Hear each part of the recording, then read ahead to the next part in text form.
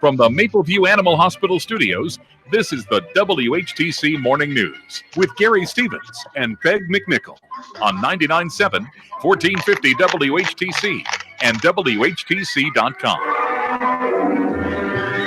And welcome back to the WHTC Morning News for this Tuesday, June the 30th. Tuesday mornings, we have a chance to have a little garden party with the master gardener from DeBruyn Seed, Washington Elm in downtown Zeeland, Jan Meeuwsen. She's on the other end of our Google Meet connection. Good morning, Jan. Hopefully all is well. Yes, it is. Good morning, Gary. Including the boss. Is the boss okay? Oh, yes. He just had some catnip, and he still might be rolling around in it downstairs. But if you got a question for Jan, she'll take it in our very brief segment. We'll have a little bit more with Jan during our WHTC Talk at the Town Yard and Garden Hour after 10 o'clock. But right now, we'll take a call or two at 395-1450, 395-1450. Let me butt in a little bit to what was happening before we began this segment. You had a jar with insects in it. What's going on there? Tell us all about that, Jan. Well, someone brought in this jar, and it didn't have any flying insects in it. It just had these round egg-like things. Okay. And we didn't know what they were going to hatch out to be. So I said, well, let's just leave them here for a week and see what happens. And they are fly pupa. Okay. So I've got two that are flying.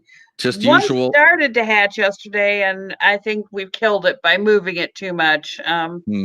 So no big loss. Okay, it's just plain old flies. It's just flies. That's all it is. And they're dying to get out, but no, they will never get out of there. They will be dying. They will be dying, period, before that time to get out. Let's talk about hot, dry weather. We got it, even though we got a little rain right now. That's the last we'll see until Monday. Yowzers.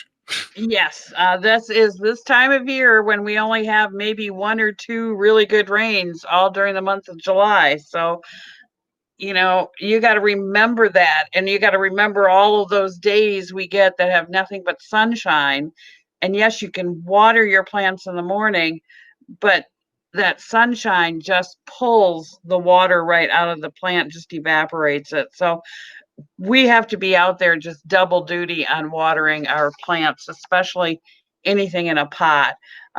Just be on top of that. Lawns too will take more water. You can just let them go dormant this time of year. That's not a problem. They only need, one rain every 4 or 5 weeks to, survive. So you can let it go dormant if you want. But if you don't, you're going to have to be out there watering. Now, is it more morning water or late afternoon, evening water would be better? No late afternoon, evening. It really needs to be morning. I don't care how early in the morning, but morning. We want to have the leaf of the plant dry before the sun goes down. Otherwise, we're going to have problems with fungal diseases. So let's just try to avoid that. The reason why I say about late afternoon or that type of watering is the sense that you mentioned the sun would suck up all of the moisture and take it away. You want to try to maybe give it a chance to sink in a little bit. Some people, and I know MSU has recommended this on the really hot days at noon, to sprinkle your lawn just to cool it back down so you don't have quite as much evaporation. So just cool it down.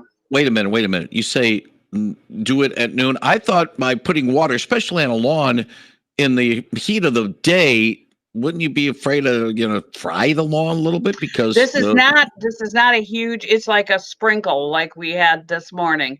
Just to cool it down. That's all it's meant to be. Okay, not just deep water or anything. Not just deep water, but I mean, the sun go through the water beads and act like the old magnifying glass and burning up those ants we used to do when we were kids. No, we don't want that. No, we don't want to do that at all. Let's talk about some of the other problems called curl and rot. We'll start first with the curl. Tomato leaf curl. Well, we're getting a lot of that right now. A lot of people are bringing it in, and it could be a disease, but 99% of the time, what it is it just needs water. It's curling up because it needs water. So remember that. And people, what? I just watered it yesterday. It needs more water. Tomato plants, when they're growing, need a lot of water. So Now, does it have to be treated water, or just simply plain old tap water will be just fine? You have to put some extra goodies in there, like extra minerals or extra nutrients for them. Well, our water around here is pretty good for just watering them. The only thing extra you might want to add is maybe some, liquid fertilizer that you mix with water. You can do that. But no, our water is fairly decent for that. Now, the other thing is, we talked about the curl. How about the rot, as in blossom end rot? Oh, that's coming. That's this time of year. It gets hot. Your little fruits start to develop, and the soil dries out. Then it gets really wet when you water, and then it dries out, gets really wet, and the calcium can't get up in the plant, and then it causes the bottom of those fruits, and I don't care whether it's a tomato, a squash, a pepper, turns them black. You can still eat the top. It's not going to affect the top at all. It just looks really bad. A lot of people add fertilizers that have calcium in it just to make sure that the plant has plenty of calcium available. Tomato tone, things like that have calcium, extra calcium in it. Anything meant for tomatoes usually has extra calcium just to prevent this problem, but keep on top of it. This is the kind of weather where we get this blossom end rot. Now, wait a minute. Adding calcium would help. Yeah. In other words, give them milk? That type of calcium? Milk might, no, I don't think so. Okay.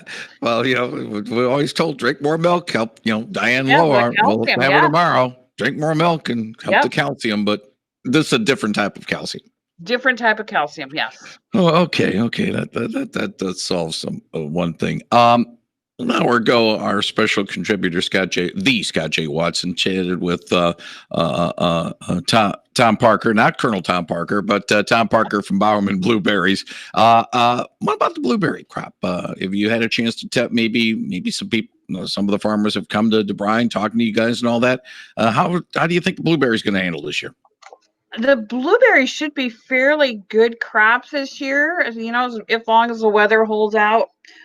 They had a pretty decent blossom set, so they lucked out, unlike some of the peach trees again. But I think the blueberries are going to be a pretty decent crop this year. So the hallelujah for something. Yeah, I agree. Yeah. By the way, as you were explaining, the king of the building came over your left shoulder and is now in with you. So we'll have to watching me, making sure I'm okay. Yes, His Highness Mr. Butternut will be there.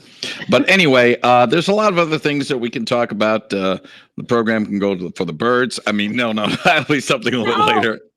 We'll also have our awards category. That's all going to come up during the WHTC Talk of the Town Yard and Garden Hour with Jan Meeuwsen, and we'll be chatting with her there. And you can have a chance to ask her questions as well. Of course, in the next hour or so, if you need to get a hold of her at DeBruyn seat, she'll be ready to say hi to you there. Then talk to us a little bit after 10 o'clock. Jan, thank you, and say hi to Mr. Butternut for us, and we'll talk again in about an hour. Okay, sounds good. Thank you very much. That is the Master Gardener, Jan Meeuwsen, on 99.7 1450 WHTC.